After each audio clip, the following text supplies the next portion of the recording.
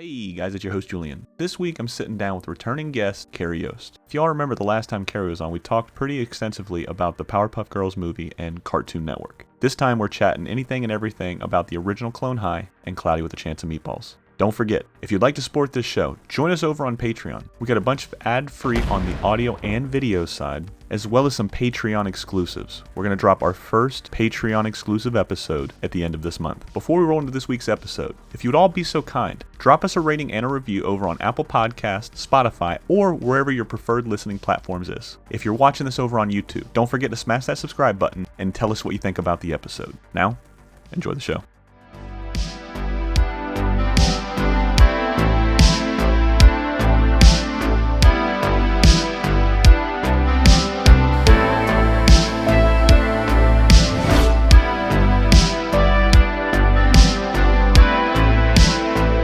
Here with Carey today, and I figured the last time I had you on, I meant it when I said it in the breakdown for the episode. I have never laughed harder than when you were on the first time. I don't know what it is. I don't know if it's your sensibility, just your wit, your humor. Maybe it's just you're the Michael Jordan of guests right now, because you do it all, Carey, man. But you had me laughing. I think there's a level of self-humiliation. I think you really got to give it up for me in terms of like how pathetic I can be, and self-deprecation is in full effect. Just as long as people are laughing, it doesn't matter. That's such a sad clown statement too, man. But I'm a sad clown. No, man, Carey here. I knew I wanted you back on pretty quickly because, like I said, I had such a fun time the first time we talked, and one of the first things you had mentioned you worked on. And like I said, we'll do dealer's choice. We go wherever you want to go. But you told me Cloudy with a Chance of Meatballs was really big and really fun. And then the other thing was the original and somewhat of the revival for Clone High, man. So dealer's choice, where do you want to start? I mean, we want to go be linear and then just start at Clone High. Sure. Would be like probably talking about early 2000s, possibly late 90s. Mm-hmm. Because it was an outgrowth of working at Cartoon Network. So I've noticed a lot of people online are going, that looks like, Dexter's or Powerpuff Girls, because that's what I was working on prior to Clone High, and that's and Dexter Smith and Mike Moon, who were also pretty instrumental in creating Clone High's look, were coming off that shows, and that's also what Phil Lord and Chris Miller were looking for when they were making it. And to be sort of expansive about that stuff, I think the style of that, or if you want to call it like the sort of the modernist graphic cartoon style, like nobody's able to really lock in what that's called exactly. Everybody says UPA, but really it's a lot more like Disney, Ward Kimball / Tom Oreb, who was the character designer for Ward Kimball at that time. He also did like Sleeping Beauty stuff. Just the sort of like, I think you're stripping down a lot of things to sort of design elements, and you're being, so you have a lot more minimal stuff coming out of UPA, where it's just like, hey, what if we just do this with really, really simple color and compositions? And I think they're taking also their cue from modern artists at the time, and graphic artists. And I mean, we could go into that. I think the better stuff has been written, but it feels like post World War II, a lot of that stuff became more available, maybe. Mm-hmm. And like there were a lot more trips to museums, and a lot of that art got sort of shown and observed by a lot of artists who worked in Hollywood and worked in animated movies. Although to be really to be more accurate, I'm pretty sure somebody like Mary Blair was looking at Kandinsky well before that war started. But there was a shift in sort of graphic art and fine art prior to that, and eventually it sort of trickled down to animation. And I think that first run, I think a lot of people who were sort of, the smarties appreciated it. Mm-hmm. I don't know that it had like a lot of public love. There's not like a flagship movie or show that was purely that kind of sort of like kind of intellectualized cartooning. um, and unless you're talking about like the Flintstones or something, but it's kind of goes through a filter of like, it's very appealing and it's very like it's also labor saving, so there's a lot of practical things that are happening too. So to make a short story super long, Cartoon Network, it started to lean in that direction. It's like I think it was very sort of rational place to go, and people like Genny Tartakovsky and Craig McCracken were designing shows that were very stripped down and graphic, but really well executed, and they had great artists working for them, and people who came from the Ren and Stimpy show, and Ren and Stimpy was also kind of playing with that, although I would say it was probably more on the sort of like volumetric constructed side of things. It still played with a lot of graphic animation, especially in those little interstitials they had. And so it was kind of like a rebirth of 50s and the 90s, right? So it's a lot of different styles. There's so many people who did the style. There's so many different versions of it. And if you look at like the book on Cartoon Modern, there's like so many different expressions. Like you could have the kind of stuff they did in Sleeping Beauty, or you could have Gerald McBoing Boing, or you can go even more simple than that. Or you can go like James Thurber, Unicorn in My Garden. And so it's like you could get very, what would they call, like naive with the style, or you get very minimalist, you could get like Fauvist, or like you can get expressionistic, but it gets kind of pulled together under the umbrella of like, oh, it's a Cartoon Network style, or it's a UPA style. UPA had like so many different styles. Why do you think that is? Well, I think in general, there's so many reasons, right? There was like, it's because they're all communists. But interestingly, that was the argument, right? The more traditional artists were, everything was commie, but it was just the same way, like we were just talking, like how everybody's a fascist now. Everything was kind of red baiting back then. Not everything, but especially when it came to things like this. I mean, these were, kind of progressives, artists, people who probably identified with the left more than the right. They were doing things that were progressive from an artistic counterculture. Yeah, and they were deconstructing a little bit, and they were I think this is the thing that I say, like, so we'll probably bring him up, like Justin Thompson, my friend and bitter enemy, rivals, Justin Thompson, my erstwhile friend, to be honest. What a loser. Total loser. We're just like screaming from like the anonymous like regions of the podcast sphere right now, because we're jealous and angry. But yeah, he has a way of putting things, and the thing he likes to say a lot is that it's non-literal, right? It's interpretive, and you can see that in like Spider-Verse. He's carried it all the way through to recently. Is it like why are you doing color to look like color should look, or like a live action movie would present it? Maybe you can be more interpretive, you can be more emotional, you can evoke the emotions in the scene. You kind of need all these things in animation because you don't have the kind of like these, but I think movies have these really versatile and powerful actors and the performances can be really riveting, and you're looking at close-ups a lot of the time. So it's like you need more in your arsenal, maybe for like animation, and one of those things might be the production design of a thing. I feel like that's what's coming across in Spider-Verse. It's like we want an emotional experience, because that's kind of what keeps you in your seat for 2 hours. Yeah. And because it can't just be like okay, we hit all the things and structurally it's fine and it looks pretty. It's like it's almost like not enough, especially nowadays. So these kind of, I wouldn't say they're tricks, they're just kind of like they're ways to kind of like beeline, get to the point. Like, what are we really trying to do here? We're trying to move an audience. So we're gonna use everything in our arsenal, everything in the sort of the visual expression of a thing, and the timing and whatever, to achieve that goal. And the less restriction we have, the better, in a way. Like, you don't want, obviously you're not looking for something that's formless, but you're looking for something that's like, I don't need conventional restrictions on this. I need to push things to make sure people get engaged and are excited. And I don't think that this style, just to be clear, invented that necessarily. Yeah. There's a lot of ways you can kind of push the envelope there.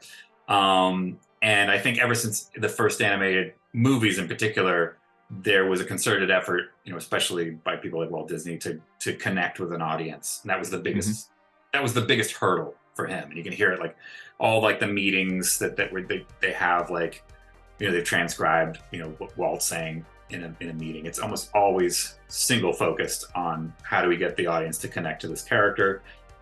It was the big problem, like who's going to watch a cartoon for over an hour. So you do have to kind of, it's why I think animation, I don't know if it's story obsessed. It can be a little bit conservative in the way it's just sort of like it really locks into structures, and things get a little bit like, okay, I get it. I've seen the structure in every animated movie. It leans hard into them because I think animation is always a little bit afraid that you're going to check out because you're just looking at, you're looking at cartoons. You're not looking at movie stars. Anyway, going back to Cartoon Network. So Cartoon Network, started with Dexter's Lab, or at least I started working with them on that. I went away, I came back, worked on Powerpuff Girls, and then Samurai Jack, and then the Powerpuff Girls movie, and Justin came around that time, and Mike Moon was I think he was the production designer for Powerpuff Girls movie. And so it was like a full, like, I think there were a lot of people that approached a lot of artists. They just approached it very intuitively, like, I'm drawing this cool stuff. And it kind of, yeah, it's graphic, whatever. Don't think a lot about it, honestly. And then there were like people like me, and Justin, and Craig Kellman, who's a fantastic character designer, who would analyze the fuck out of stuff. I keep forgetting if I could swear on this. Yeah, man, go for it. No, you're perfectly fine. There's nothing but curse words after this. I'm going to describe this only with curse words. How far do you think you can get into a sentence? I don't know. That'd be annoying after a while. So this fucking shit, man. So like, yeah, we would talk endlessly about it because we're probably overly verbal and annoying. And there are a lot of guys, by the way. I feel like the more names I'm going to include in this list, the more I'm going to be leaving people out, like people like Blake Morrow and Dave Smith, and these guys all had a sense of like what are we really doing? We're making a funny story, It's like we're telling a story, but we're really like the goal is just to get people laughing, and then they're developing skill sets that were pretty advanced. By the time they left, a lot of them went to places like DreamWorks and were like, oh, we need a comedy pass, or we need eventually a director. And so some of these guys, were getting to that level, and they were cutting their teeth in TV. So that was unusual for a while. I think there was a moment, it was almost like sort of like breaking the sound barrier. And I might be like laying, it might be laying it on a little thick, but it did feel like there was a period where those guys and maybe TV people in general were getting invited to kind of give a fresh look to features. But I'm getting ahead of myself. So Clone High was, and I'm going to get it wrong, I don't even remember. You could probably look up exactly how that was created by Chris and Phil. But they had a cast that had been designed by an artist named Dave Wasson, who I'd gone to school with, is a super talented guy, and he's worked on Cuphead. He's like one of the created Time Squad as well, one of my favorite shows of all time. Yeah. So and Alex Kerwan, who was kind of always was not always, but was often collaborating with him, did like a cleanup pass on the early Clone High designs, and I think they were still looking to push it closer to what they saw coming out of sort of like the Chris and Phil were something coming out of the sort of like the Samurai Jack end of the spectrum. And they tended to be a little bit more like we want to play with the sort of graphic nature of this, and they were interesting guys, and they, and, which is not to say, by the way, that they couldn't have written, somebody like Dave Wasson all the way into the where he's writing right off the cliff and into the whatever that metaphor would be. Maybe I should have just said they would have burned the house down with Dave. But he might not have been available. I'm not sure. I don't remember what the circumstances were. It's just like, oh, we have these designs, and Dave did a pass, and they're really cool, but we want to take it further. And then, which happens a lot, by the way. There's a lot of great early designs of stuff, especially in movies, and they just it's like a rewrite. It's just like constantly evolving that way, and getting worse and worse with each iteration. No, I'm kidding. It's a joke. Sometimes, though, that happens a lot, actually. So boy, oh boy, does it. You've probably seen it. Probably on TV right now. Yeah, I'm doing it. I'm doing it right now. Conversation. So that was a kind of a fun thing because Bill Lawrence, I think, was the producer, right? And he was doing a live action show, Scrubs, which was like kind of a cheeky, like satire of hospital dramas. It was a comedy. And it was also, it's actually very similar in some ways to Clone High in a way in its tone. It was sort of like young people, falling in love. And there's a lot of sort of like comedic, there's a comedic sort of like comedy of, I don't know what you even call that. Sensibility? It's like what's that? A sensibility? It's like, yeah. Or a trope? I don't know exactly how to call it. And honestly, I'm not familiar enough with Scrubs. I know a little bit. But there is like a thing there with those two, with the vibes. So Clone High was sort of like Dawson's Creek satire, if you were to really kind of boil it down. It's obviously more than that, but that's one of the things they were looking at. So a lot of the sort of like maybe melodrama, like the teen melodrama of it, it was taken from that. So it's like, hey, let's take but it's like a true love for that too. To be clear, I'm pretty sure Chris and Phil didn't like grow up watching Dawson's Creek. They connected to it, probably. I'm guessing. Maybe they hated it. Oh, and I think that's kind of key though, because we're talking like, and I could be getting this wrong, but we're kind of like, we went postmodern, and now we're kind of getting into, is it meta modern? I don't remember. Meta something. We're into this new thing, right? Mm-hmm. We think of like sort of like postmodern being a sort of like generally maybe it's self-referencing, maybe that's more meta, but it tends to be like kind of sardonic and it's like satirical and deconstruction, and then you kind of pass into this new phase where it's like, I feel like, and I've been reading some stuff about this, it feels to like lately that it feels like it kind of jives with this, but I feel like their sensibility was getting into more like, we don't hate this thing. And honestly, there's probably a lot of stuff like this at Cartoon Network that they're doing. It seems campy and dumb, but we kind of love it. And we're going to do it, but we're also going to make fun of it. So it's like this sort of, it's inclusive. It's inclusive of both attitudes. It's not like, it's a satire, fuck this shit. Mad Magazine style. It's like, no, we kind of love it. When we kind of want to have our cake and eat it too. We kind of want you to have emotions about Abe and Joan, even though it's ridiculous. And we want you to laugh at that too. We want it to be absurd. And it's really absurd, and Abe is really dumb. But I think a lot of the appeal for Clone High came out of like, actually, I kind of want to know what's going to happen with these characters. I'm kind of invested in the romantic possibilities of these asinine characters. And I think that's how they wrote it. Now, there's a lot of speculation here. I think this is a lot of sort of like stuff that was going on in my head as I was drawing it. And it might have also been like sort of like drawn out of having conversations with Bill and Chris at different moments and kind of getting to know their sensibility. I do get the sense that there wasn't so much like they felt they were above things as they were just like, we want to make a comedy and we also want to hit some emotional beats. So you invest. And we kind of like unironically love this stuff that we're doing. Yeah. The stuff that we enjoyed. Later it became Jerry Bruckheimer, but at that moment it was like kind of melodramatic teen angst. Yeah, angsty Yeah. 90s teen TV. And there's like direct references in Clone High. So I think they're also looking for designs that could emote a little bit and could pose and could act. And the Clone High characters were more challenging to draw than a lot of the cartoon characters I'd done prior to that, because it was literally like the size of their heads. You wouldn't think that complicates things, but when you start to get a little more like, oh, these characters are really tall, you know, like they're not the sort of compact, easy to keep track of Powerpuff Girl proportions, which is kind of almost one end of the spectrum because their heads are so big.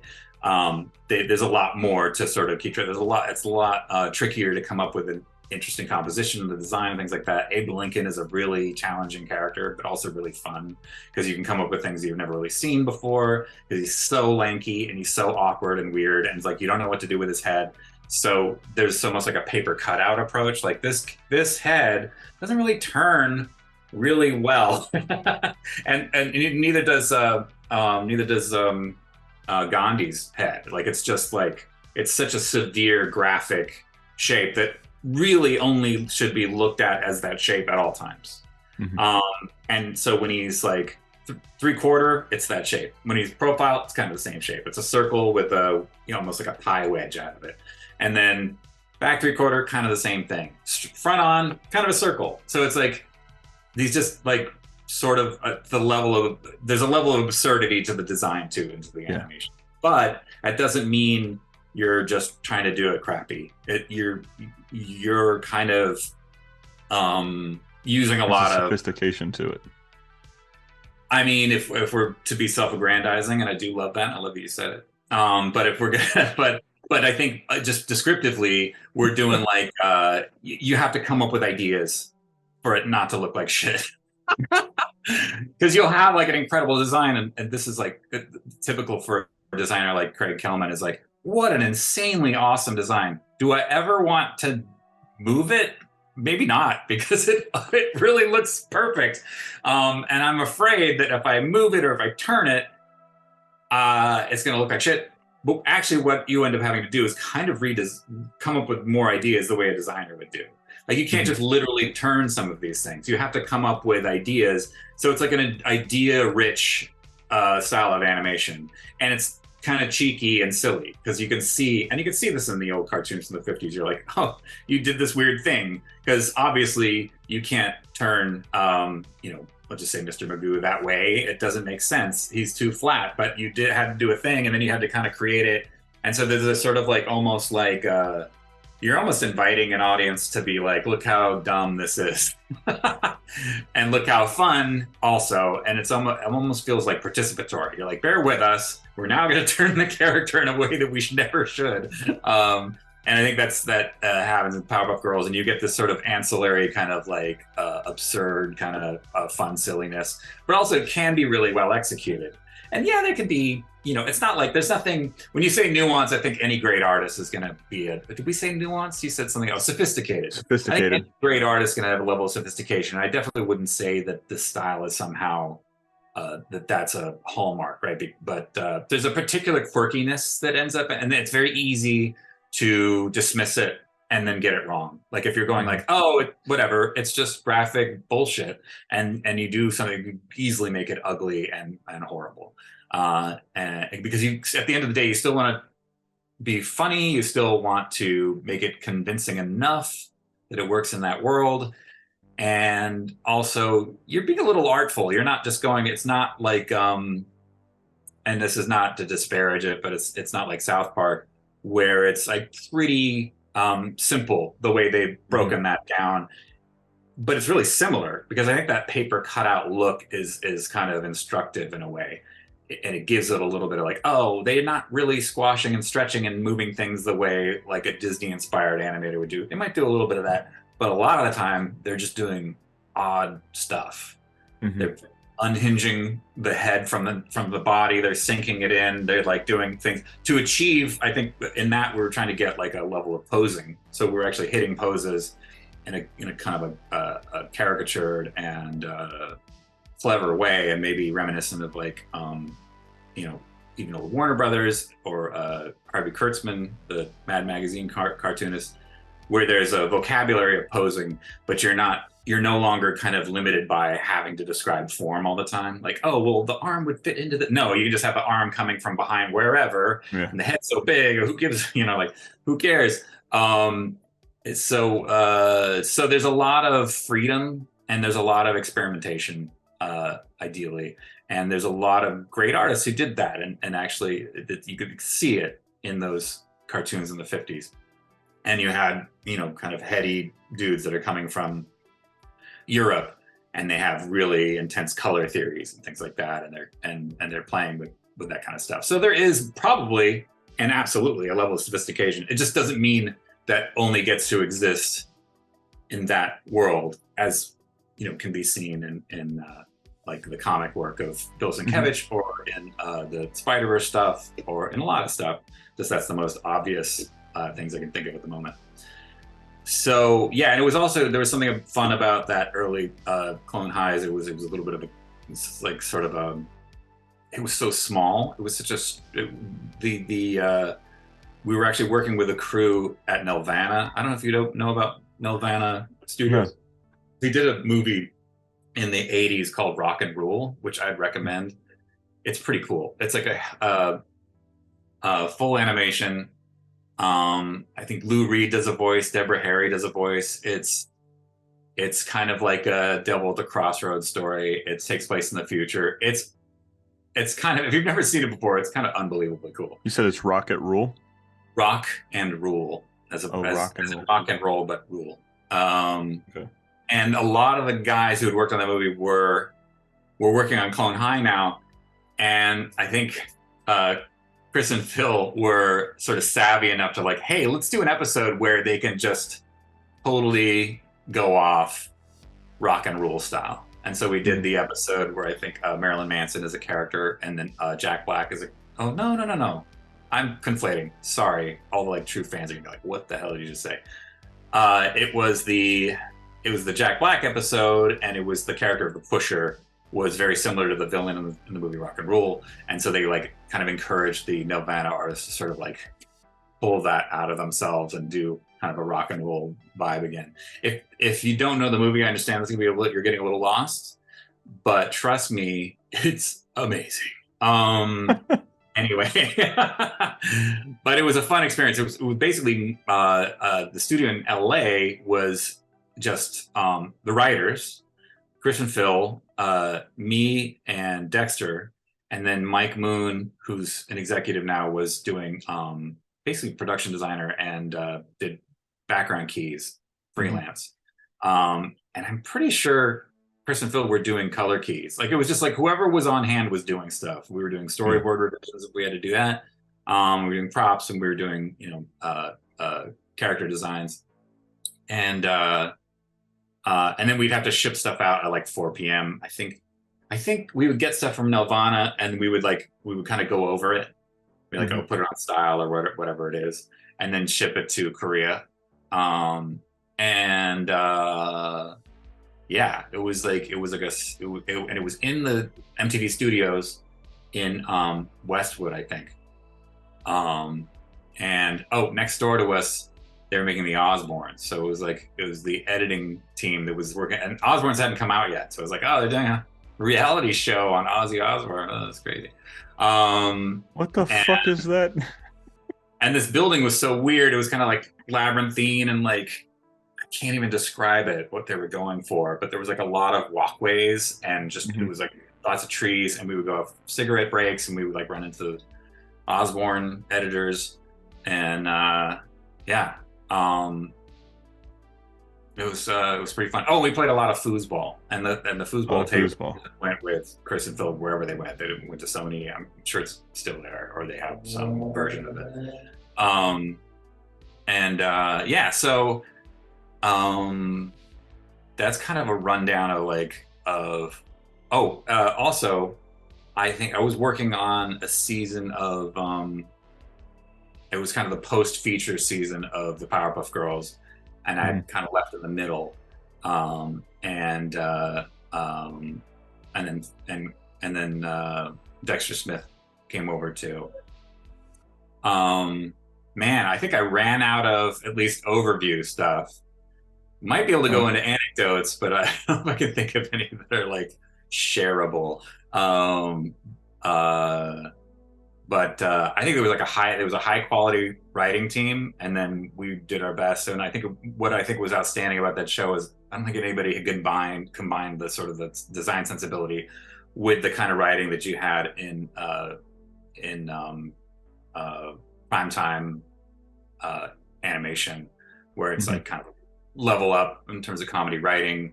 Um, and then you have like the sort of high concept, and then you have like the graphic style of that show was pretty unique. And then sadly, and I think everybody, actually, I don't know if everybody knows, I keep on hearing from people they don't necessarily know the story, but at the time, MTV was also doing what was that fight show? It was like a claymation, and they would just pit two Oh, historical a figures together. celebrity death match. Yeah. Yeah, it's celebrity. And they had one with Gandhi, and we Yeah. had a Gandhi, and it was almost like the early cancellation, and it was somebody in India was blogging about that. Like, look, MTV Hmm. hates Gandhi. Like, they obviously have it in for him.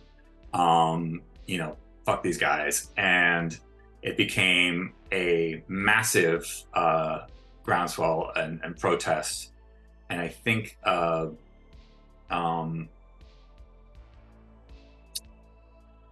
I had his name, but Mr. Lawrence was in India at the time, um, and uh, and he heard like I think there might have even been hunger strikes, Hmm. or that's just like I've seen the movie Gandhi too many times, but it was at a level of like, look, you pull this show and you stop making fun of Gandhi, or we take Viacom off of our cable package. So it was like pretty dire. Uh, and so like I don't think a company like Viacom feels like they have a choice. It's just over. So since when we've revived Clone High, Gandhi was excised. I get the feeling people don't necessarily understand. There was some kind of like, that we were caving or something. It was just like it was literally we couldn't do it. If you want to do a show, you couldn't do it with Gandhi, and it's like it's that simple. Yeah. Um, Even though you could make an argument like there's nothing, we don't have any hostility, and he's in keeping with every character in the show, which is like a very unrealized version of Hmm. their clone parents Counterpart. Yeah. on that, and that persists, in the show today. It's like they're deeply flawed, failed versions, and it's what would happen. It's kind of what happens to the kids of famous people. It's like you can't possibly live up to this legacy, but that's the plan. You're doomed to fail. So, You're um, fucked, kid. what's that? I said you're fucked, kid. Yeah, and it plays into this, obviously sort of a comedic structure where it's like, um, yeah, the level of failure, the more epic it is, the more rich it is to mine for comedy. And like I have a tendency to want to talk about the writing of that show, maybe more than I'm probably qualified to do.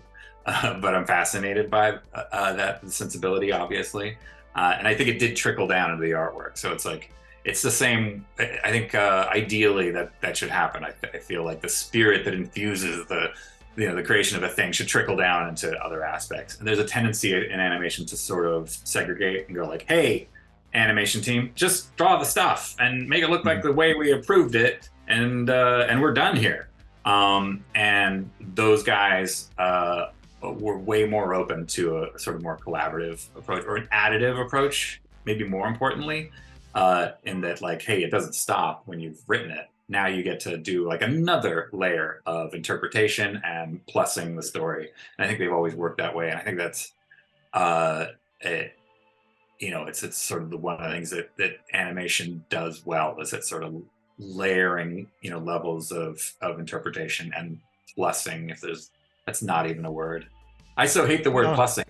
I end up putting it on Yeah. my time card. Um, what's your job? Storyboard plussing. Like what? I'm pumping this shit up. Yeah, totally. Now, with something Um, like that, I wanted to circle back real quick to something you'd said with the early days of cancellation like that, or at least the first waves of a slight cancellation, like something like Phil and Chris would have went through. With this and the show being canceled, and being threatened to be pulling Viacom from every station in India, with mhm. something like that. and I'm pretty sure we'll come right back to Clone High right after that. How do they go from that to a big movie like Cloudy with the Chance of Meatballs? I mean, was it right off the bat a success for that movie? I mean, were anybody else in line to direct and create that, or how'd that work out?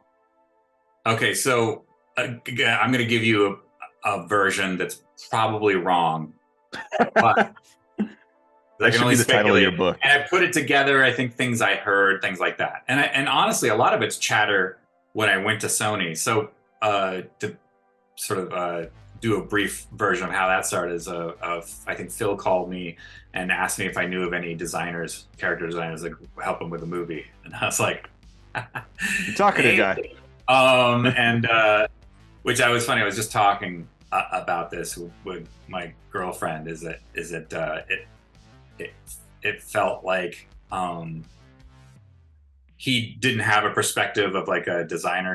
He's been working as a writer, creator, director, producer, obviously. At the time, even that he'd been a staff writer. I don't know if he understood like the leveling up it is to go from a TV designer to suddenly have a feature position. He might have like thought of it, or he might have just been kind of playing it down. I was like, yeah, I'll take the job. Jesus Christ. Oh, you're available? Like, I would make myself available. It also could have been like sometimes you kind of like you're coy with that kind of stuff. You don't want to hire people away because that's like a no.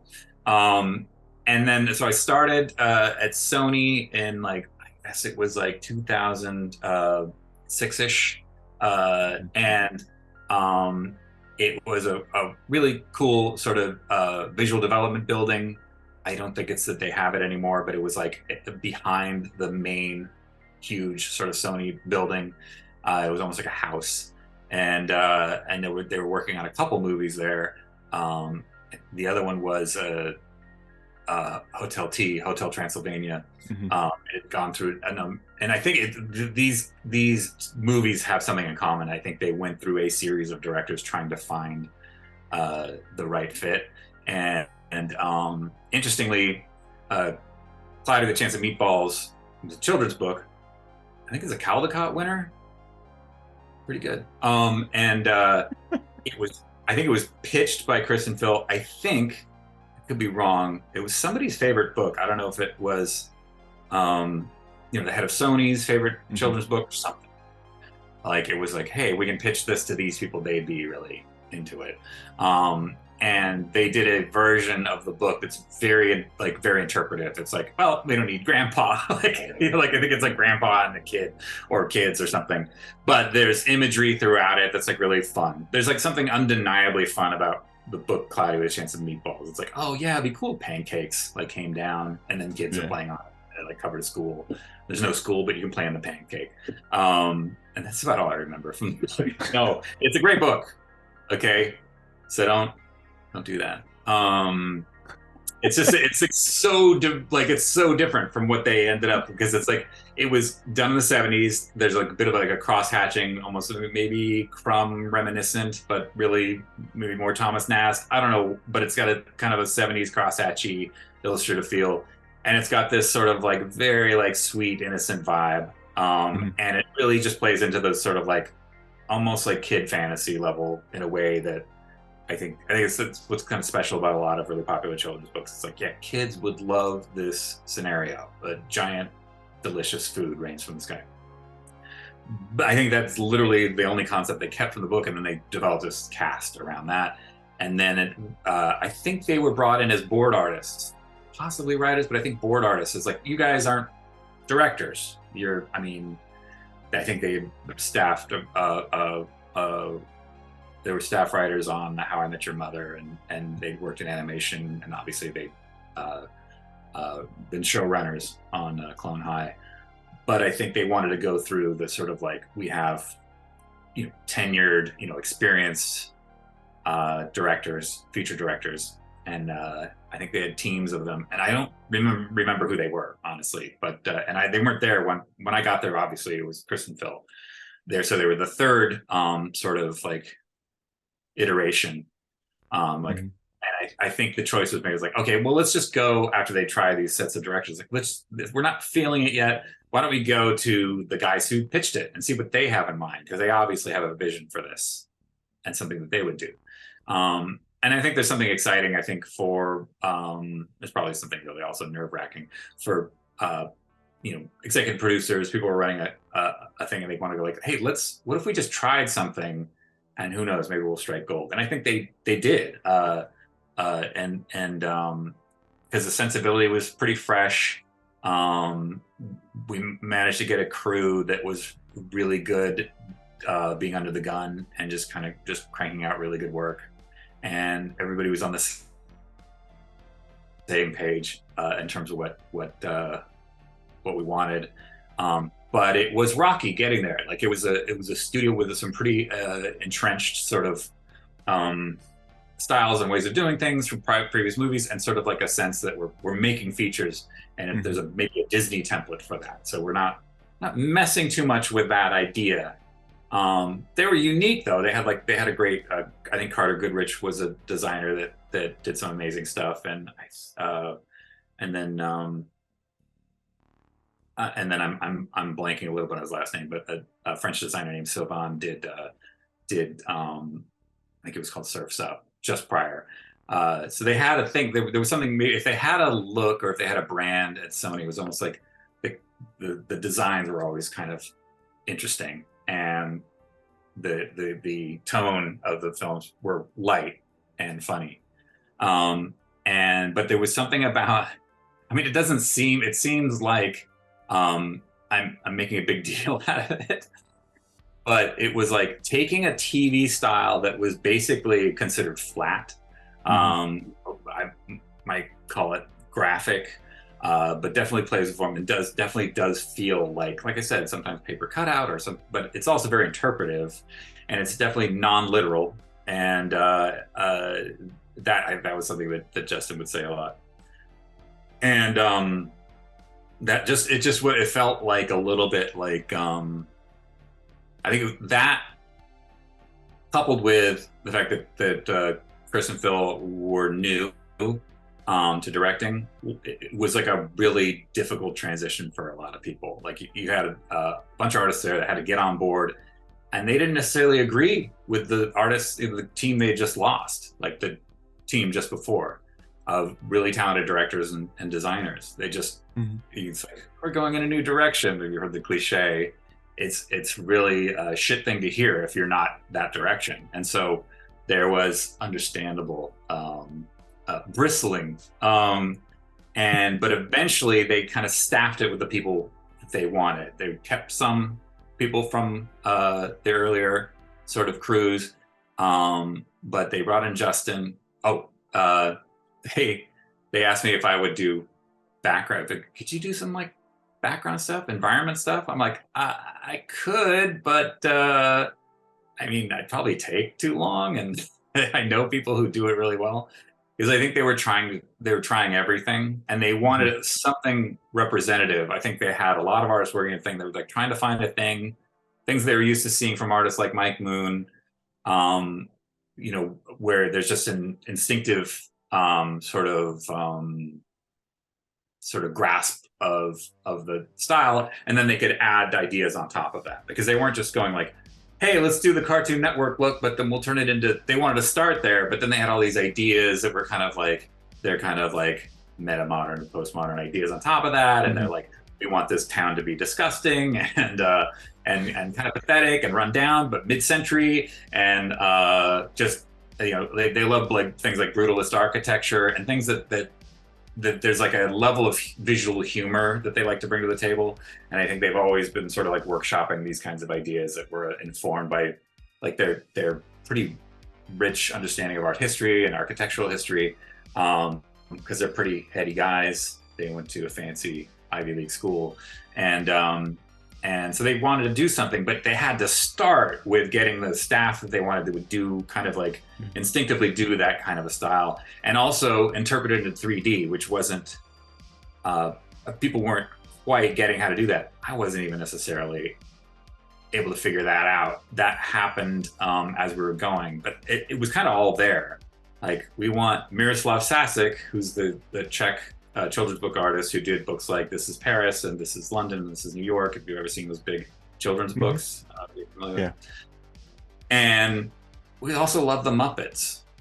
Oh. So it's like these are things that feel very disparate, but that there's like kind of I feel there's an intuitive marriage of that in that movie where it's like you have like, oh, it feels when you go wide, it feels like it could be like a Sasek book, and then you go close, they're Muppets, because Sasek people are pretty simple. They're really simplistic, and I think there was a little bit of a struggle going like, how are we going to get this really graphic style that really tends to you only see from two angles, the front and the side really, and maybe like a cheated.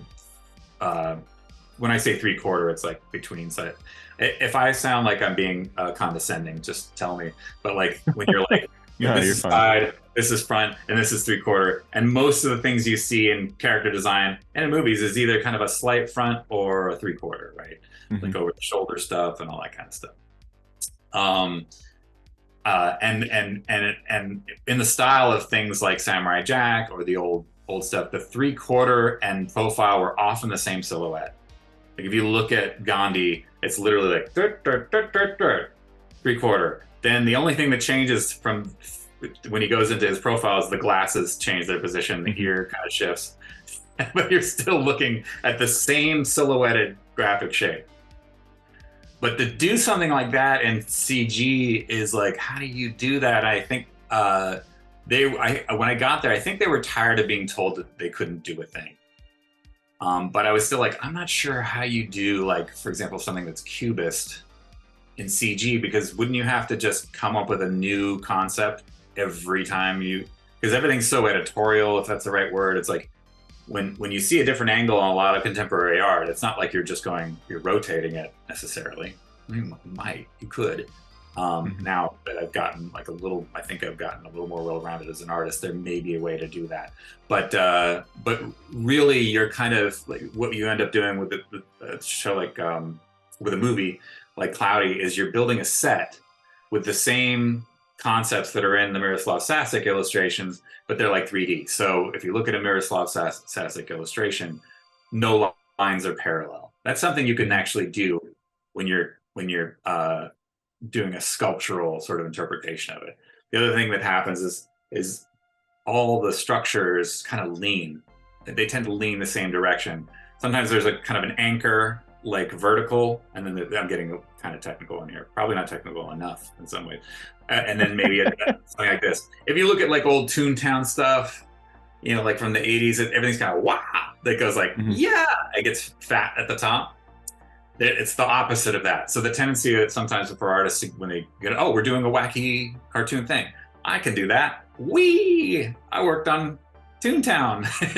And it was literally inverted from what we were doing. So no parallel lines, everything's shifting a little bit to the left or something, and wide at the bottom, not wide at the top, right? And then that's simple enough when you're talking to modelers to just sort of follow those basic rules.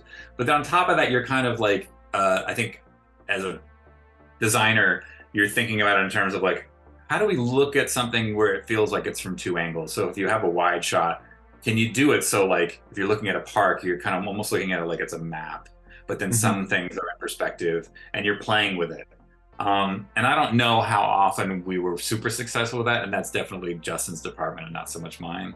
But that's kind of a look of a Sasek children's book, or even a Mary Blair illustration from that era. She did magazine covers and stuff, or cartoons from that era. Is that you would look at something from an angle, but you're really seeing multiple angles at once, which is, I'm guessing, is like sort of a trickle down from Cubism. But I think persists today and is in illustration all the time. You see these kinds of things. And you're really just concerned with the overall graphic shape. And then that graphic shape and the color are all relating to ideas. And this is what's interesting about the style, and I think I've already sort of laid a lot of groundwork, is you're doing, you're commenting. And people do this in live action movies. It's just almost, you're kind of stripping away a lot of the things they might do in a movie to convince you that you're in a real environment. You're stripping the things away just to sort of like the barest sort of like design elements. So in a way, you're kind of sharing the joke. You're not hiding these. You're being more overt with these sort of design choices. If that makes any sense. So it's an aesthetic and it's not for everybody. And hopefully we did it so it could get to that level of alienation, because that's what it's being done successfully, is that half people will be like, no. But I think really people have the hardest time with it are people who have spent their lives trying to make convincing animated stories. And by the way, I work on things like that too. Probably not as much because I do a lot of cartoon stuff, but I definitely do things where they follow, actual construction and perspective and follow the rules and have vanishing points and things like that. Whereas this stuff is going to be, it uses what it wants whenever it wants to. And sometimes there might be perspective, and if you want to get a dramatic shot, and sometimes it's totally flat and graphic.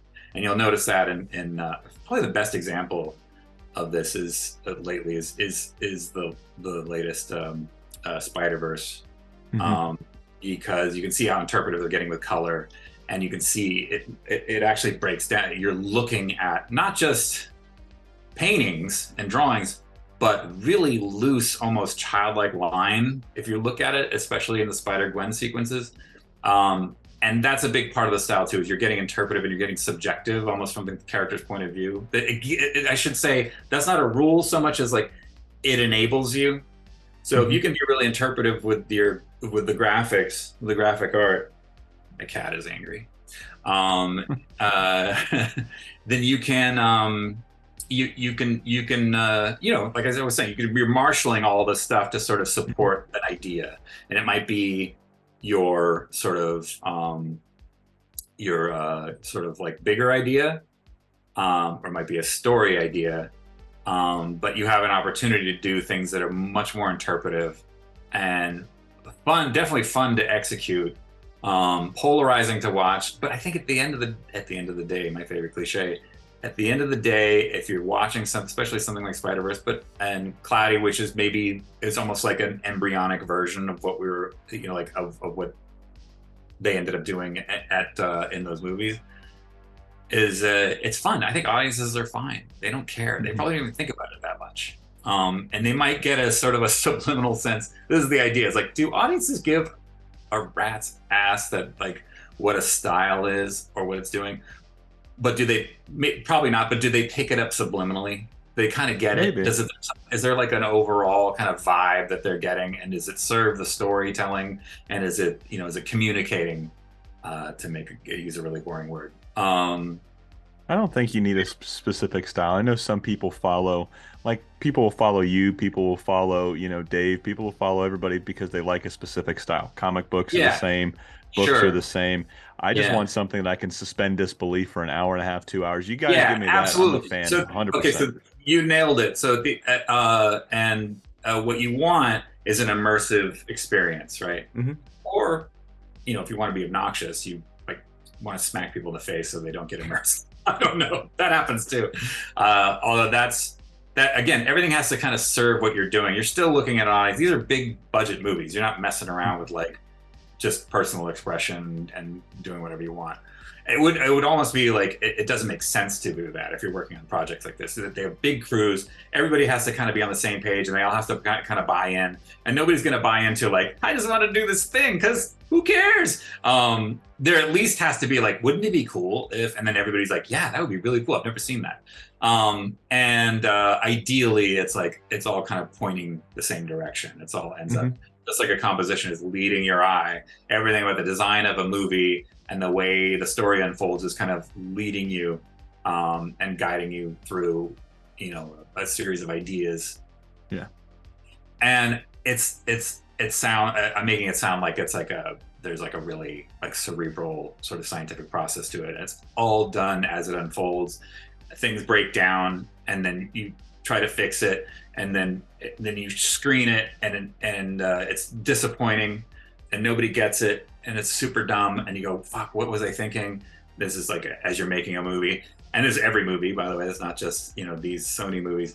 And you take it back, like, what is this missing? And you go, oh, okay, it's this. It's probably something related to the way people are connecting with the characters emotionally. So maybe like, okay, as long as we hit these marks, everything else should sort of, and like, oh, this story has actually become a thing that I didn't anticipate. I think that's a lot of stuff. Unless you're like somebody like Stanley Kubrick, you're kind of letting the story kind of unfold and tell you what it wants to be. It's possible that happened with Stanley Kubrick too, but I think the legend is that he knew exactly what he wanted and he like did it until it was perfect. But I think a lot of movies, especially innovative movies, have to find their own way, and you have to get out of the way of the movie. And I think that's kind of the strength of those guys. It's the strength of guys like Justin, is they kind of understand that. They understand that, that it's going to be a more interesting ride and more interesting watch if you don't know where you're going, because it's kind of the way you watch a story anyway. Like, I don't know what's going to happen. And so I think in a writing process, in an artistic process, you have to surprise yourself. And I'm pretty sure there's no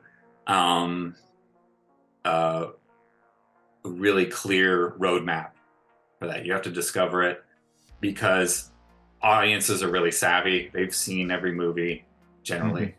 They're movie lovers, and they get bored easily, and they've seen every outcome. And so you have to kind of like outdo yourself, but it's not going to happen by outthinking yourself and being super clever. You're going to have to sort of like rely on the people to come up with things, and then kind of like look at it and like, I've definitely never seen anything like this. This is weird. And sometimes you're like, oh, this is weird and great. Let's go. Like, you can see that in the new Spider-Verse movie.